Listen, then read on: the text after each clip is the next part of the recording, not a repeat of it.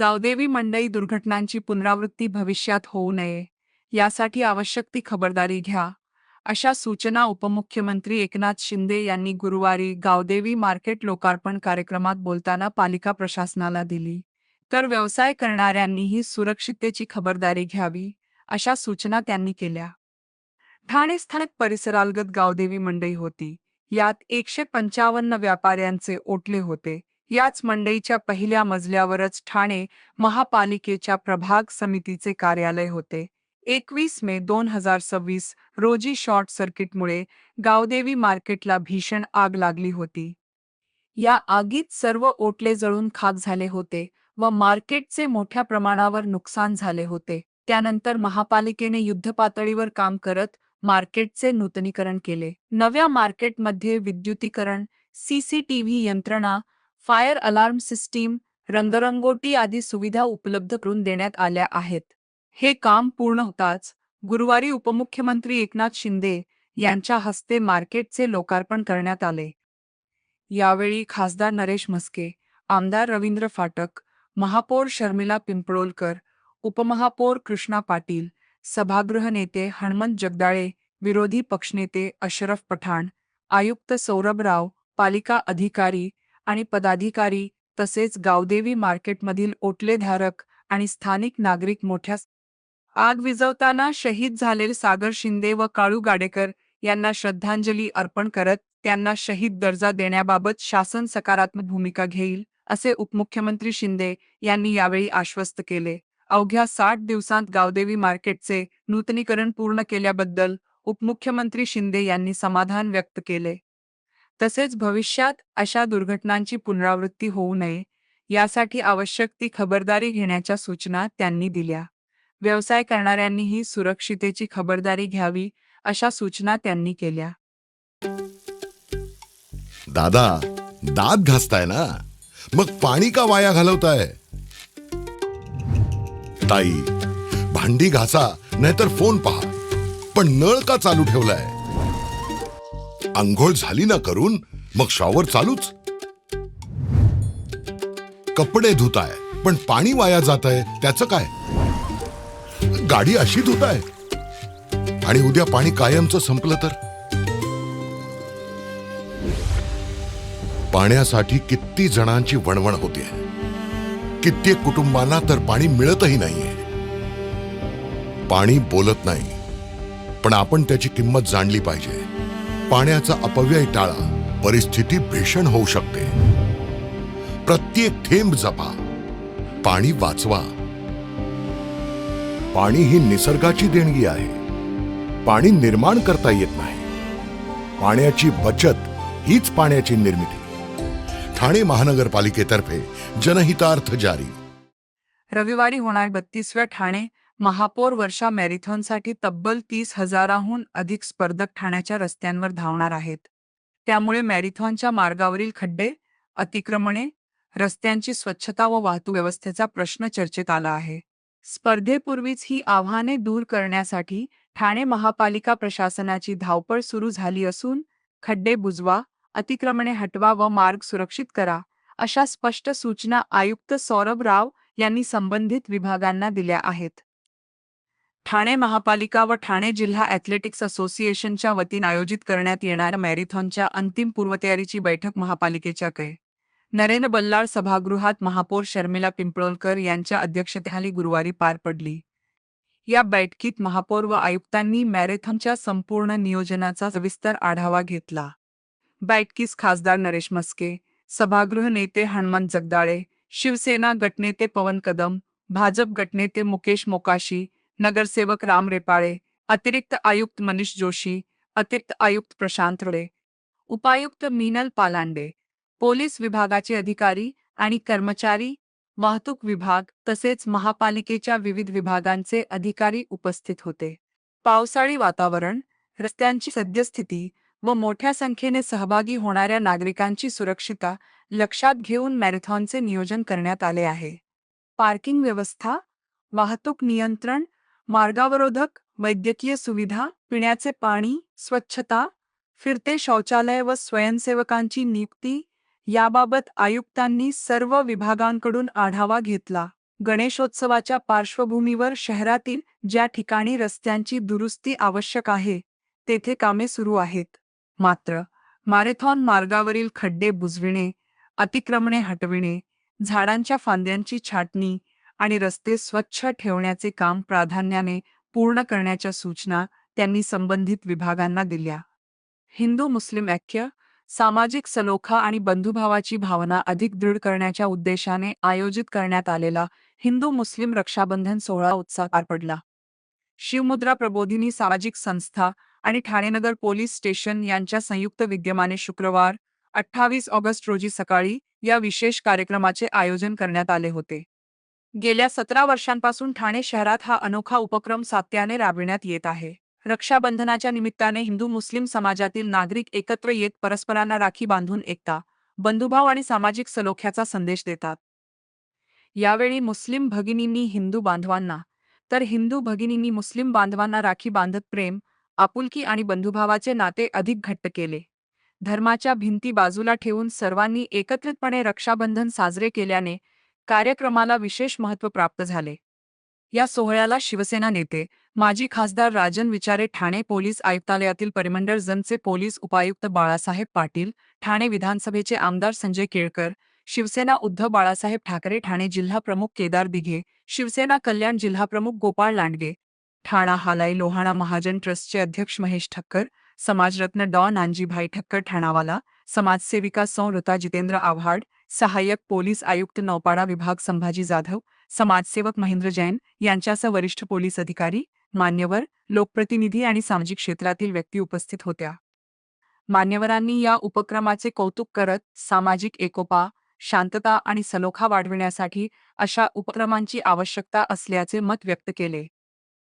कार्यक्रमात आयोजनात ठाणेनगर पोलीस स्टेशनचे वरिष्ठ पोलीस निरीक्षक भारत चौधरी तसेच शिवमुद्रा प्रबोधिनीचे अध्यक्ष सचिन चव्हाण यांच्या मार्गदर्शनाखाली संस्थेचे पदाधिकारी व कार्यकर्त्यांनी विशेष मेहनत घेतली. या उपक्रमासाठी ठाणा हालाई लोहाणा महाजन ट्रस्ट रघुवंशी हॉल यांचे विशेष सहकार्य लाभले.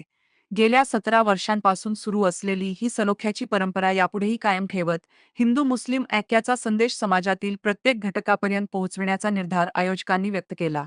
आव्हान असेल हिंदू मुस्लिम बांधवांना. थोड्याच दिवसामध्ये दहीहंडीचा कार्यक्रम होतो आहे, त्यानंतर गणपती आहे, त्यानंतर नवरात्राचा कार्यक्रम आहे. हे विविध कार्यक्रम हे मोठ्या उत्साहाने साजरे केले जातात. कोणताही कार्यक्रम साजरा केला जात असताना आपला आनंद व्यक्त करताना दुसऱ्याला कोणालाही त्रास होणार नाही याचं भान हे प्रत्येकाने ठेवलं गेलं पाहिजे आणि हेच भान राहावं म्हणून अशा स्वरूपाचे सामाजिक सलोख्याचे कार्यक्रम करणं अत्यंत आवश्यक आहे. भविष्यातले सणसुद्धा या शहरामध्ये शांततेत आणि अतिशय सौहार्दाच्या वातावरणात साजरे केले जातील. सर्व समाज, सर्व धर्मीय एकमेकांच्या सणामध्ये उत्साहाने सहभागी होतात, भविष्यात सुद्धा सहभागी होतील आणि या ठिकाणची शांतता निर्माण करण्यासाठी प्रयत्न होईल. सर, मुस्लिम बहुल भागामध्ये साजरे झाले काय सांगतो? शिवमुद्रा प्रबोधिनी आणि ठाणे नगर पोलीस स्टेशन यांच्या संयुक्त विद्यमाने हे 17वं वर्ष आम्ही साजरा करतोय. जातीय सलोखा अंतर्गत हिंदू मुस्लिम रक्षाबंधन सोहळा म्हणजे ज्या टायमाला चालू केलं त्या टायमाला एक साधारण 10-12 लोक होती. आज मागिरी, राबोडी, कळवा, मुंब्रा इथून असंख्य हिंदू आणि मुस्लिम बांधव येतात. मुस्लिम भगिनी हिंदू बांधवांना राखी बांधतात आणि हिंदू भगिनी मुस्लिम बांधव राखी बांधतात. ह्याच्यामध्ये एकच गोष्ट आहे की या देशाच्या जडणघडणीमध्ये हिंदू आणि मुस्लिम या दोघांचा सिंहाचा वाटा आहे आणि हे दोन्ही धर्माची लोक हे देशाला महासत्ता करायला फार मोठं काम करतायत. दोन्ही धर्मामध्ये जातीय सलोखा बिघडण्याची कामं काही समाजकंटक लोक करत असतात. त्यांना एक मेसेज द्यायचा आम्ही प्रयत्न करतो की आपण किती वाईट वागा, किती विष कालवा, तरीसुद्धा या देशामध्ये हिंदू आणि मुस्लिम बांधव एकत्र राहतात, एकत्र नांदतात आणि या देशाच्या जडणघडणीमध्ये सिंहाचा वाटा उचलतात.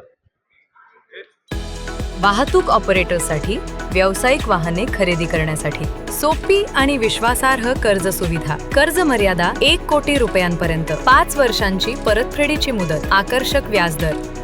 TJSB fleet term loan. TJSB सहकारी बैंक लिमिटेड, भरोसे का बैंक, भविष्य का bank. Asset backed credit loan. व्यवसाय आणि आर्थिक गरजांसाठी मालमत्तेवर आधारित कर्ज. कर्ज मर्यादा 5 कोटींपर्यंत, 120 महिन्यांचा परतफेडीचा कालावधी. विश्वासार्ह वित्तीय भागीदार तुमच्या प्रगतीसाठी. TJSB asset backed credit loan. TJSB सहकारी बैंक लिमिटेड, भरोसे का बैंक, भविष्य का बँक. तुमच्या व्यवसायासाठी खेळते भांडवल, क्षमता विस्तार, आधुनिकीकरण आणि यंत्रसामग्री खरेदीसाठी विश्वसनीय ओव्हरड्राफ्ट सुविधा. कर्ज मर्यादा 7 कोटींपर्यंत. जलद मंजुरी. 120 महिन्यांचा परतफेडीचा कालावधी. TJSB ODS drop against property. TJSB सहकारी बँक लिमिटेड. भरोसे का बँक, भविष्य का बँक. ठाण्यातील शिधावाटप कार्यालयावर झाडाच्या फांद्या पडल्याने कौले आणि पत्र्याचे मोठे नुकसान झाले. आमदार संजय केळकर यांनी पाहणी करत वृक्ष प्राधिकरण आणि सार्वजनिक बांधकाम विभागाच्या अधिकाऱ्यांना तातडीने कार्यवाही करण्याच्या सूचना दिल्या. यावेळी शिधावाटप अधिकारी सौ चव्हाण, श्री काकडे, श्री डुमरे, PWDच्या कल्याणी पाटील व ठामपा वृक्ष प्राधिकरणचे ओमकार सावंत उपस्थित होते. शिधावाटप कार्यालय आवारात असलेल्या झाडाच्या मोठ्या फांद्या पडल्याने कार्यालयावरील पत्रे, कौले आणि भिंतीचे नुकसान झाले. हे कार्यालय नेहमी गजबजलेले असते. मात्र सुदैवाने या घटनेत कोणालाही इजा झाली नाही. घटनेची माहिती मिळताच आमदार संजय केळकर यांनी कार्यालयाची पाहणी केली. ठाणे महापालिकेच्या वृक्ष प्राधिकरण विभागाच्या अधिकाऱ्यांशी संपर्क साधून सुट्टीच्या दिवशी फांद्यांची छाटणी करण्याच्या सूचना दिल्या. भिंतीचे नुकसान झाल्याने राज्य शासनाच्या सार्वजनिक बांधकाम विभागाच्या संबंधित अधिकाऱ्यांना देखील यावेळी बोलावून आवश्यक दुरुस्ती तातडीने करण्याच्या सूचना दिल्या. यावेळी माध्यमांशी बोलताना श्री केळकर यांनी सांगितले की 5 वर्षांपूर्वी या कार्यालयाची अवस्था वाईट होती. पाण्याच्या गळतीने भिंती, छप्पर आणि फरशा ओल्या असत, त्यामुळे साहित्याचे नुकसान होत असे. शिवाय कर्मचारी वर्गाला देखील आरोग्यासह अनेक समस्यांना सामोरे जावे लागत होते. या कार्यालयासाठी आवश्यक निधी उपलब्ध करून आदर्श कार्यालय तयार करण्यात आले. राज्य शासनाकडून देखील याची दखल घेण्यात आली. हे कार्यालय नेहमीच नागरिकांनी गजबजले असल्याने त्याची तत्काळ दुरुस्ती आणि आवश्यक कार्यवाही करण्याच्या सूचना दिल्याचे श्री केळकर यांनी सांगितले. साहेब काय सांगाल, आज आपण ठाण्यातल्या रेशनिंग ऑफिसला जाऊन पाहणी केली आहे. रेशनिंग ऑफिस येथे मी तातडीने गेलो होतो, कारण रेशनिंग ऑफिस हे फार मोठं वर्दळीचं ठिकाण आहे आणि रेशनिंग ऑफिसच्या वर जी झाडं आहेत त्याच्यातल्या झाडाच्या महत्त्वाच्या मोठ्या फांद्या ज्या आहेत त्या कोसळल्यामुळे पत्रा पडला, तिथली कौलं तुटली. फक्त एवढंच आहे की कुठल्याही प्रकारची मनुष्यहानी किंवा कुठल्याही त्या ठिकाणी येणाऱ्या नागरिकाला किंवा तिथल्या कर्मचाऱ्याला कुठल्याही प्रकारची इजा झाली नाही. तातडीने मी पाहणी केलेली आहे आणि त्या ठिकाणच्या आपल्या महापालिकेचे जे वृक्ष प्राधिकरणचे अधिकारी आहेत त्यांच्याशीही संपर्क करून त्या ठिकाणी त्याची छाटणी जी आहे ती तातडीने सुरू करा. उद्या सुटीचा दिवस आहे आणि त्याच्यामुळे ज्या ज्या ठिकाणी आवश्यक ती छाटणी करायला पाहिजे, कारण की एखाद वेळ ती छाटणी करताना काही पत्रे देखील पुन्हा एकदा तुटतील, तर ती छाटणी करून ताबडतोब त्या ठिकाणचा जो धोका आहे तो धोका मुक्त करा. आणि PWDच्याही अधिकाऱ्यांना मी बोलवलं होतं की ते पूर्ण झाल्यानंतर, कारण की आता पत्रे जे आहेत ते मोठ्या प्रमाणामध्ये नुकसान झालंय, काही त्या ठिकाणचं भिंतीचं देखील नुकसान झालेलं आहे. परंतु तातडीने झाडाची छाटणी झाली, फांद्यांची छाटणी झाली की ते करण्याचं नियोजन केलेलं आहे. रेशनिंग ऑफिस हे पहिल्यापासूनच फार मोठं वर्दळीचं ठिकाण असल्यामुळे मी वेळोवेळी त्या ठिकाणी गेलेलो आहे. म्हणजे 5 वर्षापूर्वी मला आठवत आहे की रेशनिंग ऑफिस पूर्णपणे त्या ठिकाणी एवढ्या मोठ्या प्रमाणामध्ये ओल लागलं होतं, सगळ्या भिंती ओल झाल्या होत्या, गळती चालू होती, तिथले कर्मचारी अधिकारी आजारी पडत होते. मग आम्ही PWDच्या माध्यमातून त्या ठिकाणी निधीची तरतूद करून ते अतिशय एवढं अपडेट केलं रेशनिंगचं कार्यालय की ते ISO मध्ये महाराष्ट्रामध्ये अव्वल आलं होतं. त्याच्यामुळे ही जी काही ठिकाणं आहेत तिथे वर्दळ आहे, लोकांची ये जा आहे, ती सगळी ऑफिसेस जी आहेत ती सुनियोजित राहायला पाहिजेत आणि वेळच्या वेळी त्या ठिकाणी दुरुस्तीचं काम जे आहे ते व्हायला पाहिजे आणि यावर माझा कायमच कटाक्ष राहिलेला आहे.